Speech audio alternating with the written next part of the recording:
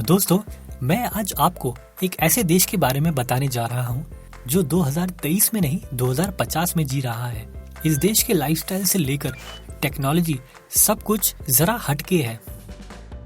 Video को देखकर आप समझ ही चुके होंगे कि मैं जापान की बात कर रहा हूँ। दोस्तों, जापान साइज में हमारे राजस्थान से कुछ ही बड़ा होगा, पर टेक्नोलॉजी में ये दुनिया में सबसे आगे चल रहा है। और अगर आपको कभी ये जानना हो कि फ्यूचर में इंसानों की लाइफस्टाइल किस तरह होगी, तो आप एक बार जापान की सैर करके जरूर आइए।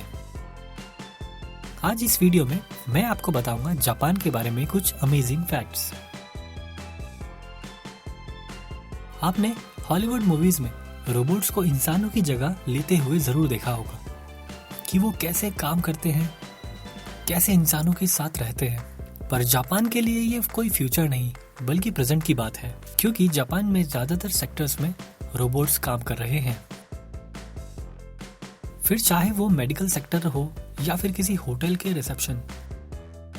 आपको जानकर हैरानी होगी कि कोविड के टाइम पर हॉस्पिटल्स में रोबोट पेशेंट्स का ध्यान रख रहे थे। यही नहीं, जापान स्पेस में भी अपने रोबोट्स को भेज चुका है। साल 2013 में जापान ने अपने रोबोट्स को स्पेस में भेज दिया था, जिसका नाम कीरोबो था। अर्थक्वेक में भी लोगों की जान बचाने से रेस्क्यू ऑपरेशंस तक रोबोट्स का यूज किया जाता है। और आप जानकर हैरान हो जाएंगे कि जापान हर मुश्किल समय के लिए तैयार रहता है। एक रिसर्च के हिसाब से जापान में सबसे ज्यादा अर्थक्वेक आते हैं, और ऐसे में वहां के लोग अपना सब कुछ खत्म हो जाने के बाद भी खुशी खुशी वापस से नई शुरुआत के लिए हमेशा रेडी रहते हैं। और दोस्तों, यही उनकी इंटेलिजेंस का सबूत है। जहां वो मुश्किल के टाइम पर भी आगे बढ़ना जानते हैं, तभी जापान टेक्नोलॉजी और हर चीज में इतनी तरक्की कर रहा है। High tech toilets. क्या आपके साथ कभी ऐसा हुआ है कि आप किसी टॉयलेट में गए हो, वहाँ की हाई फाई टेक्नोलॉजी और क्लीनिंग को देखकर आप शॉक हो गए हो? अब हमारे देश में ये अभी होना तो मुश्किल है, पर जापान में ऐसे टॉयलेट्स हैं जो कि टेक्नोलॉजी से भरपूर हैं। यहाँ जैसे टॉयलेट्स आपको और कहीं देखने को नहीं मिलेंगे। इन टॉयलेट्स में seat heater, blood pressure, weight और यूरिन चेकअप जैसी सुविधाएं मौजूद होती हैं। इसलिए ज्यादातर जापान घूमने आए लोग इसको देखकर शॉक हो जाते हैं। Capsule hotel. दोस्तों, कैप्सूल होटल इस देश की टेक्नोलॉजी और फ्यूचरिस्टिक सोच को दर्शाता है।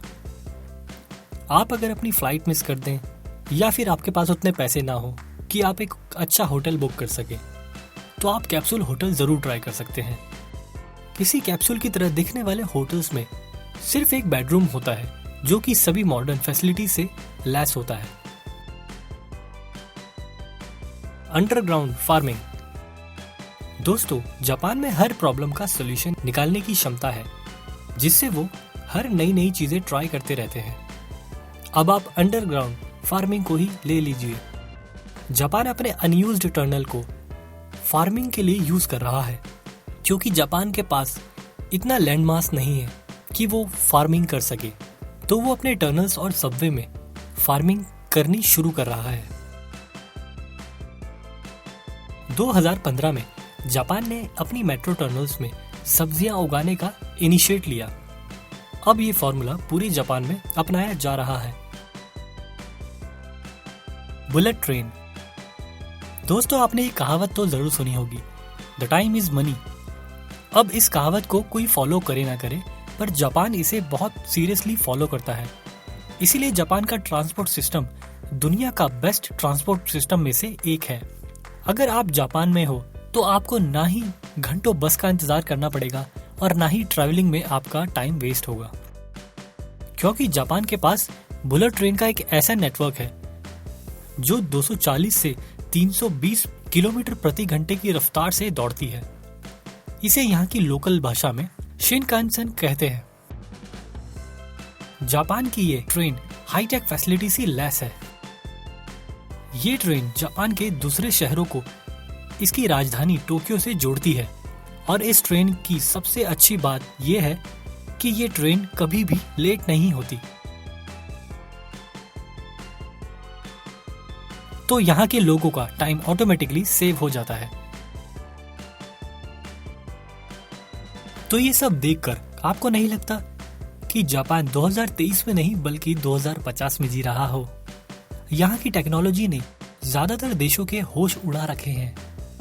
आप सोचिए, जहाँ हमारे पास जॉब्स नहीं है वहाँ रोबोट से काम कराया जा रहा है, और वो भी इतनी अच्छी तरह से।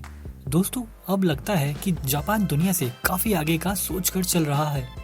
तो आप हमें कमेंट करके जरूर बताएं कि ये सब देखकर आपको कैसा लगा। मुझे उम्मीद है कि आपको ये वीडियो जरूर पसंद आई होगी। तो आप चैनल को सब्सक्राइब करना ना भूलें ताकि आने वाली इंटरेस्टिंग वीडियोस आप तक पहुंच सके। जल्द ही आपसे फिर मुलाकात होगी।